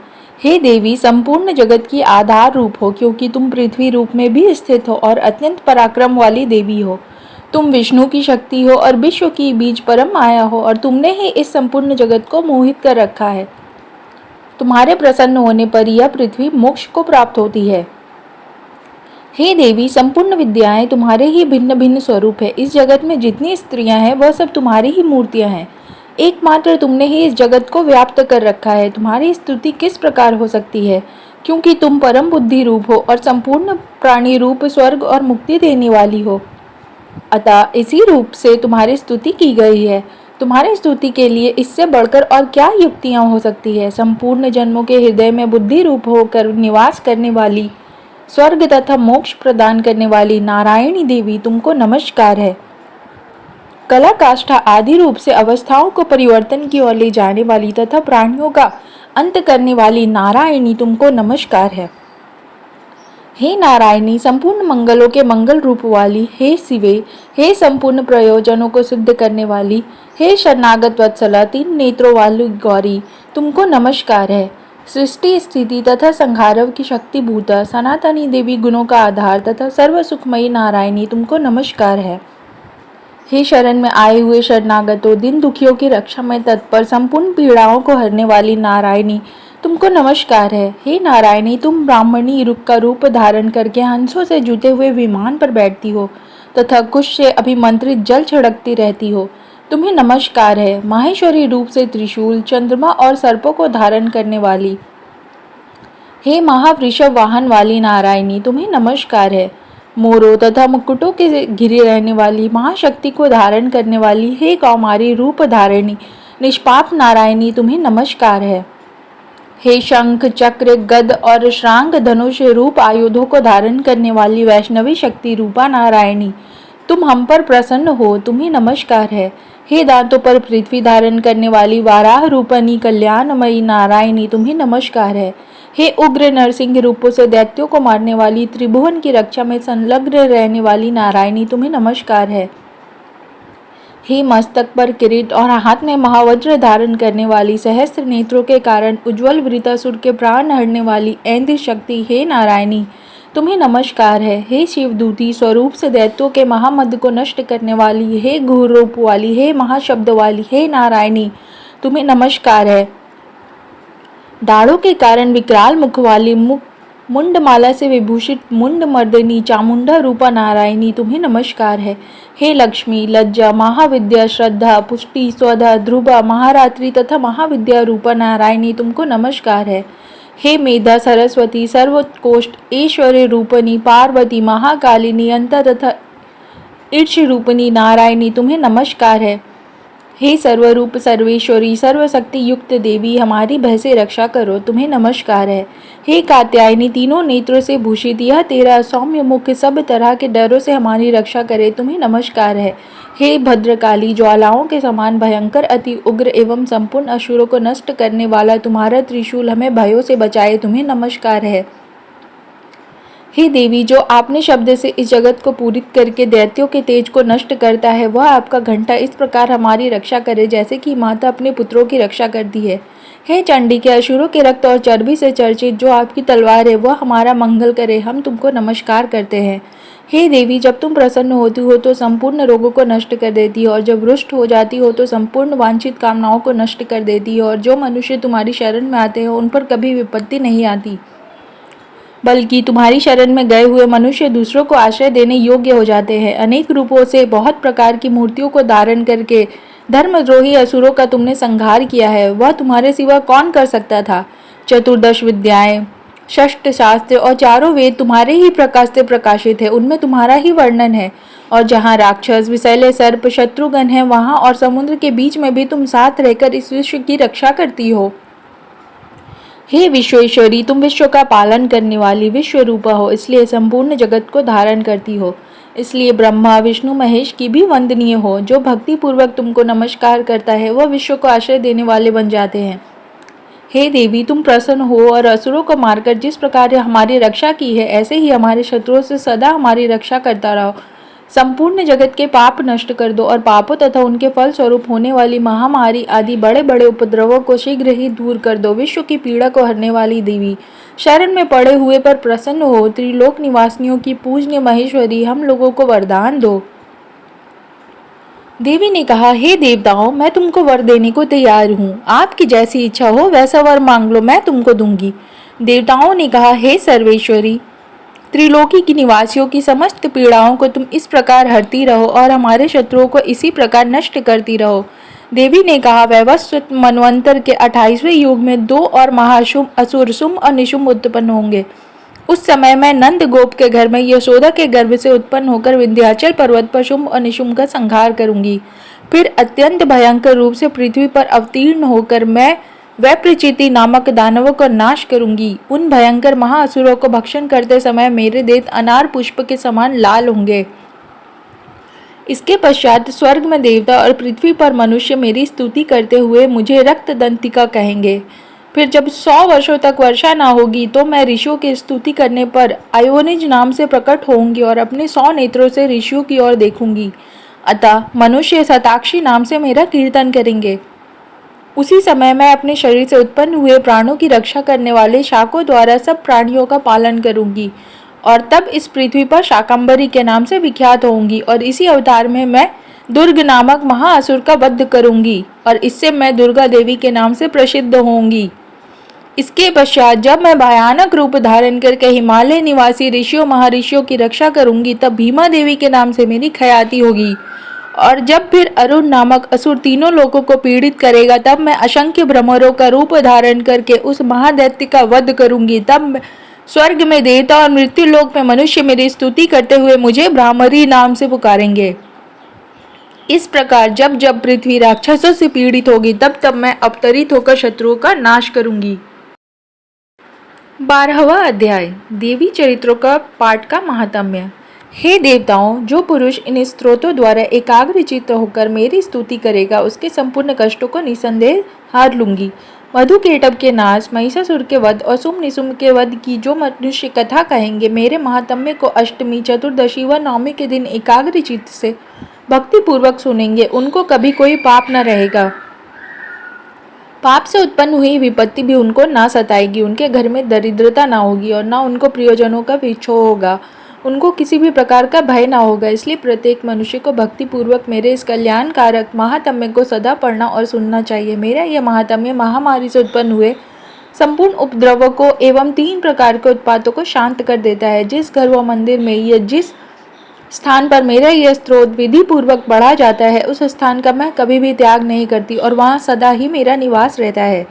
बलिदान, पूजा, होम तथा महोत्सवों में मेरे यह चरित्र उच्चारण करना तथा सुनना चाहिए। ऐसा हवन या पूजन मनुष्य जानकर या बिना जाने करे, मैं उसे तुरंत ग्रहण कर लेती हूँ और शरद काल में प्रत्येक वर्ष जो महापूजा की जाती है, उनमें मनुष्य भक्ति पूर्वक मेरा यह महात्म्य सुनकर सब विपत्तियों से छूट जाता है और धन्य, धान्य तथा पुत्र आदि से संपन्न हो जाता है। और मेरे इस महात्म्य व कथाओं इत्यादि को सुनकर मनुष्य निर्भय हो जाता है और महात्म्य के श्रवण करने वाले शत्रुओं के नष्ट हो जाते हैं तथा कल्याण की प्राप्ति होती है और उनका कुल आनंदित हो जाता है। सब कष्ट शांत हो जाते हैं तथा भयंकर स्वप्न दिखाई देना तथा घरेलू दुख इत्यादि सब मिट जाते हैं। बाल गृहों में ग्रसित बालकों के लिए यह मेरा महात्म्य परम शांति देने वाला है। मनुष्यों में भूत पड़ने पर यह भली भांति मित्रता कराने वाला है। मेरा यह महात्म्य मनुष्यों को मेरी जैसी सामर्थ्य की प्राप्ति करवाने वाला है। पशु, पुष्प, अर्घ, धूप, गंध, दीपक इत्यादि सामग्रियों द्वारा पूजन करने से, ब्राह्मण को भोजन करा के, हवन करके, प्रतिदिन अभिषेक करके, नाना प्रकार के भोगों को अर्पण करके और प्रत्येक वर्ष दान इत्यादि करके जो मेरी आराधना की जाती है और उसमें मैं जैसे प्रसन्न हो जाती हूँ, वैसी प्रसन्न मैं इस चरित्र के सुनने से हो जाती हूँ। यह महात्म्य श्रवण करने पर पापों को हर लेता है तथा आरोग्य प्रदान करता है। मेरे प्रादुर्भाव का कीर्तन दुष्ट प्राणियों से रक्षा करने वाला है, युद्ध में दुष्ट दैत्यों का संहार करने वाला है। इसके सुनने से मनुष्य को शत्रुओं का भय नहीं रहता। हे देवताओं, तुमने जो मेरी स्तुति की है अथवा ब्रह्मा जी ने जो मेरी स्तुति की है, वह मनुष्य को कल्याणमयी बुद्धि प्रदान करने वाली है। वन में सूने मार्ग में अथवा दावानल से घिर जाने पर, वन में चोरों से घिरा हुआ या शत्रुओं के द्वारा पकड़ा हुआ, जंगल में सिंहों से, व्याघ्रों से या जंगली हाथियों द्वारा पीछा किया हुआ, राजा के क्रुद्ध हो जाने पर, मर जाने के भय से, समुद्र में नाव के डगमगाने पर, भयंकर युद्ध में फंसा होने पर, किसी भी प्रकार की पीड़ा से पीड़ित, घोर बाधाओं से दुखी हुआ मनुष्य मेरे इस चरित्र को स्मरण करने से संकट से मुक्त हो जाता है। मेरे प्रभाव से सिंह, चोर या शत्रु इत्यादि दूर भाग जाते हैं और पास नहीं आते। महर्षि ने कहा, प्रचंड पराक्रम वाली भगवती चंडिका यो कहने के पश्चात सब देवताओं के देखते ही देखते अंतर्ध्यान हो गई और संपूर्ण देवता अपने शत्रुओं के मारे जाने पर पहले की तरह यज्ञ भाग का उपभोग करने लगे और उनको अपने अधिकार फिर से प्राप्त हो गए तथा युद्ध में देवताओं के शत्रुओं शुंभ व निशुंभ की देवी के हाथों मारे जाने पर बाकी बचे हुए राक्षस पाताल को चले गए। हे राजन, इस प्रकार भगवती अंबिका नित्य होते हुए भी बार बार प्रकट होकर इस जगत का पालन करती हैं, इसको मोहित करती हैं, जन्म देती है और प्रार्थना करने पर समृद्धि प्रदान करती है। हे राजन, भगवती ही महाप्रलय के समय महामारी का रूप धारण करती है और वही संपूर्ण ब्रह्मांड में व्याप्त है और वही भगवती समय समय पर महाकाली तथा महामारी का रूप बनती है और स्वयं अजन्मा होते हुए भी सृष्टि के रूप में प्रकट होती है। वह सनातनी देवी प्राणियों का पालन करती है और वही मनुष्य के अभ्युदय के समय घर में लक्ष्मी का रूप बनाकर स्थित हो जाती है तथा अभाव के समय दरिद्रता बनकर विनाश का कारण बन जाती है। पुष्प, धूप और गंध आदि से पूजन करके उसकी स्तुति करने से वह धन एवं पुत्र देती है और धर्म में शुभ बुद्धि प्रदान करती है। 13वां अध्याय, राजा सूरत और वैश्य को देवी का वरदान। महर्षि मेधा ने कहा, हे राजन, इस प्रकार देवी के उत्तम महात्म्य का वर्णन मैंने तुमको सुनाया। जगत को धारण करने वाली इस देवी का ऐसा ही प्रभाव है। वही देवी ज्ञान को देने वाली है और भगवान विष्णु की इस माया के प्रभाव से तुम और यह वैश्य अथवा अन्य विवेकी जन मोहित होते हैं और भविष्य में मोहित होंगे। हे राजन, तुम इसी परमेश्वरी की शरण में जाओ। यही भगवती आराधना करने पर मनुष्य को भोग, स्वर्ग तथा मोक्ष प्रदान करती हैं। मार्कंडेय जी ने कहा, महर्षि मेधा की यह बात सुनकर राजा सूरत ने उन उग्र व्रत वाले ऋषि को प्रणाम किया और राज्य के छिन जाने के कारण उसके मन में अत्यंत ग्लानि हुई और वह राजा तथा वैश्य तपस्या के लिए वन को चले गए और नदी के तट पर आसन लगाकर भगवती के दर्शनों के लिए तपस्या करने लगे। दोनों ने नदी के तट पर देवी की मूर्ति बनाई और पुष्प, दीप, धूप, तथा हवन द्वारा उनका पूजन करने लगे। पहले उन्होंने आहार को कम कर दिया, फिर बिल्कुल निराहार रहकर भगवती में मन लगाकर एकाग्र पूर्वक उनकी आराधना करने लगे। वह दोनों अपने शरीर के रक्त से देवी को बलि देते हुए 3 वर्ष तक लगातार भगवती की आराधना करते रहे। 3 वर्ष के पश्चात जगत का पालन करने वाली चंडिका ने उनको प्रत्यक्ष दर्शन देकर कहा। देवी बोली, हे राजन तथा अपने कुल को प्रसन्न करने वाले वैश्य, तुम जिस वर की इच्छा रखते हो वह मुझसे मांगो, वह वर मैं तुमको दूंगी, क्योंकि मैं तुम पर अत्यंत प्रसन्न हूँ। मार्कंडे जी कहते हैं, यह सुन राजा ने अगले जन्म में नष्ट न होने वाला अखंड राज्य और इस जन्म में बलपूर्वक अपने शत्रु को नष्ट करने के पश्चात अपना पुनः राज्य प्राप्त करने के लिए भगवती से वरदान मांगा। और वैश्य ने भी, जिसका चित्त संसार की ओर से विरक्त हो चुका था, भगवती से अपनी ममता तथा अहंकार रूप आसक्ति को नष्ट कर देने वाले ज्ञान को देने के लिए कहा। देवी ने कहा, हे राजन, तुम शीघ्र ही अपने शत्रुओं को मारकर पुनः अपना राज्य प्राप्त कर लोगे। तुम्हारा राज्य स्थिर रहने वाला होगा। फिर मृत्यु के पश्चात अब सूर्य देव के अंश से जन्म लेकर शावनिक मनु के नाम से इस पृथ्वी पर ख्याति को प्राप्त हो गए। हे वैश्य, कुल में श्रेष्ठ, आपने जो मुझसे वर मांगा है वह आपको देती हूँ। आपको मोक्ष को देने वाले ज्ञान की प्राप्ति होगी। मार्कंडे जी कहते हैं, इस प्रकार उन दोनों को मनवांछित वर प्रदान कर तथा उनमें अपनी स्तुति सुनकर भगवती अंतर्ध्यान हो गई। और इस प्रकार क्षत्रियों में श्रेष्ठ व राजा सूरत भगवान सूर्यदेव से जन्म लेकर इस पृथ्वी पर सावर्णिक मनु के नाम से विख्यात हुए। श्री दुर्गा सप्तशती के पाठ के बाद सिद्ध कुंजिका स्त्रोत का पाठ अवश्य करना चाहिए। इससे सभी मनोरथ पूर्ण होते हैं। आशा करती हूँ दोस्तों दी गई जानकारी आप लोगों को जरूर पसंद आई होगी। आपसे अनुरोध है कि कर्म कनेक्शन चैनल को ज़्यादा से ज़्यादा लाइक करें, शेयर करें और सब्सक्राइब करना ना भूलें। वीडियो में अंत तक बने रहने के लिए आप सभी लोगों का बहुत बहुत धन्यवाद।